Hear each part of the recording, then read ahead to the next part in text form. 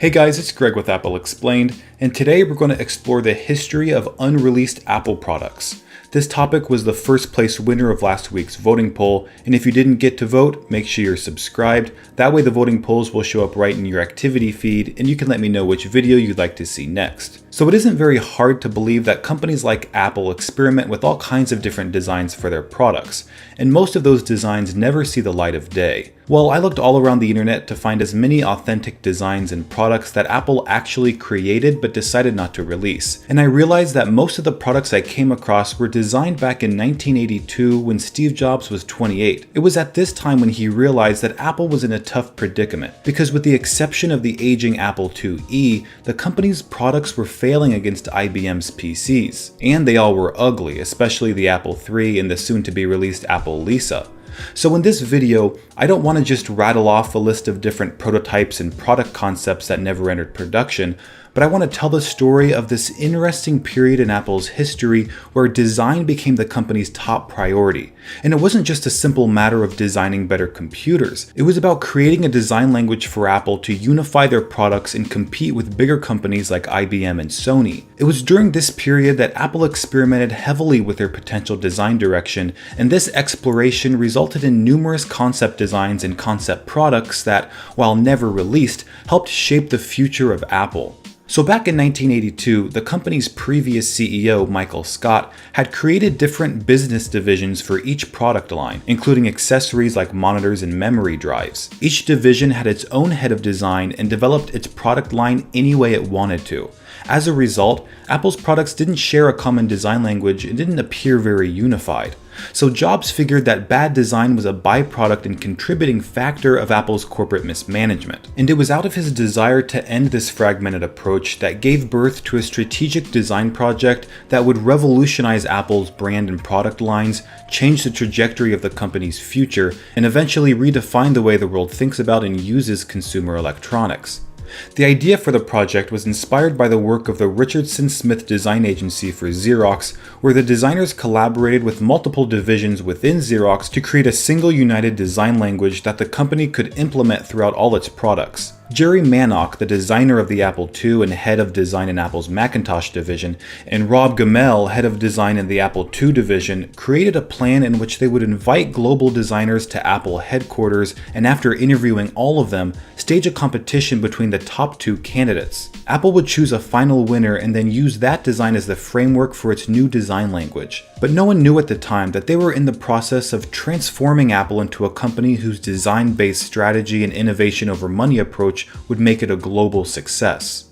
Now, the group who ended up winning the competition was called Frog Design, led by Harmet Esslinger, and we're going to cover the different desktop concepts they offered Apple that eventually led to their partnership with the company. Each design prototype they worked on started with research to discover what already existed and to explore the possibilities of what could exist. When they launched the Snow White project, computers offered very little in the way of design, but their technologies were advancing rapidly. Performance was growing, physical sizes were shrinking, and thanks to professional pricing versus consumer pricing, profit margins were still healthy.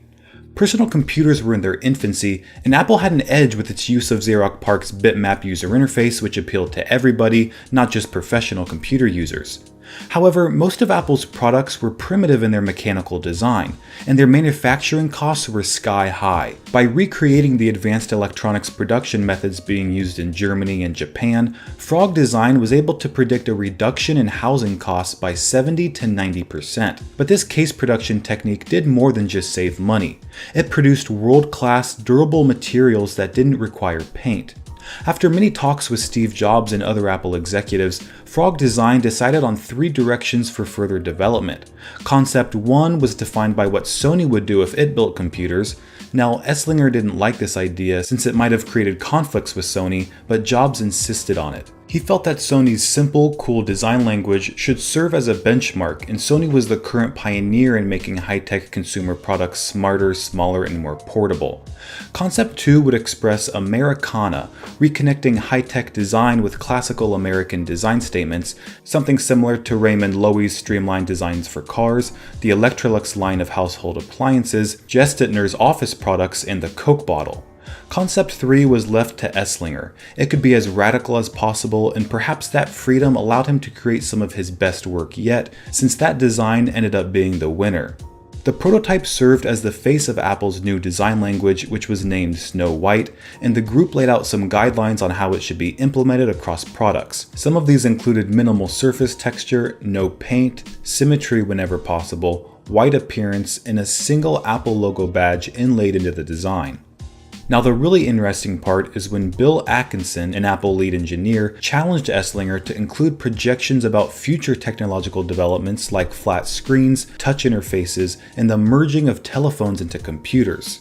So Frog Design went to work again, this time in Germany, and used Bill's encouragement to go beyond the basic Snow White project and conceptualize future projects as well.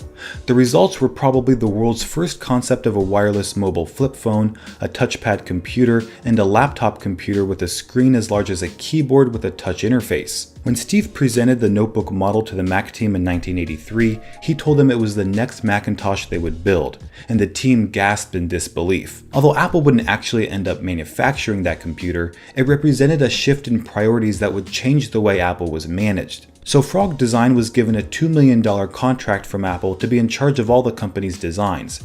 But even with the full backing of Steve Jobs, most of Apple's designers still considered themselves to be in charge of design, and nearly all of them refused to cooperate with Eslinger. But he asserted himself as Apple's lead designer, and this friction caused some existing Apple designers to leave the company or move to other departments. The first project Frog Design tackled was designing the Apple IIc. It went on to become Time Magazine's Design of the Year in 1984, and this recognition validated Steve Jobs' vision for Apple in a way that went beyond big sales numbers. But unfortunately, Apple's overall financial performance wasn't strong that year. Macintosh sales were well below expectations, partly due to its higher price, which then CEO John Sculley had raised to $2,500, up from Jobs' suggested price of $1,900. And although the Apple IIc was successful, the company was in no position to rest on their laurels. Frog Design had to continue to bring the new Snow White design language to Apple's other product lines. So they shifted their focus to Apple's printers in a final redesign of the Apple II desktop line. In close collaboration with Canon, they launched a major innovation breakthrough with the LaserWriter, and its improvements went beyond a simple redesign. To get away from the ugly dot matrix printing that was accepted at the time, Steve licensed typesetting quality type styles from the Berthold Type Foundry in Berlin. Apple's developer improved anti-alias technology so much that the PostScript programming became the new standard of desktop publishing. As Frog moved more deeply into Apple's future product development, they felt that the Snow White design language was a bit too soft and a bit too complex in its details. To make the design more competitive, they sharpened the details and extended its application beyond computers to smaller products and new technologies.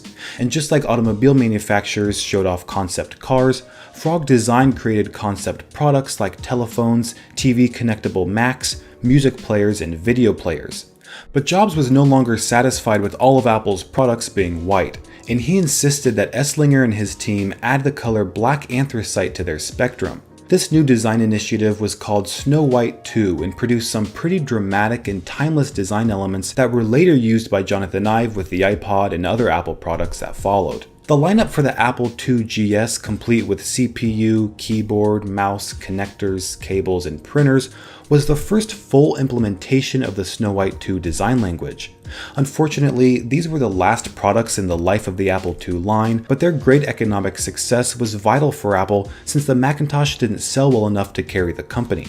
Frog Design then determined that the next generation of a compact and insanely great Mac had to bring Apple to the absolute forefront as a source of cool and friendly digital machines that everyone could use. These machines were called Big Mac and Baby Mac. They worked with Toshiba on a new cathode ray tube front in order to avoid the cheap look of a regular CTR display.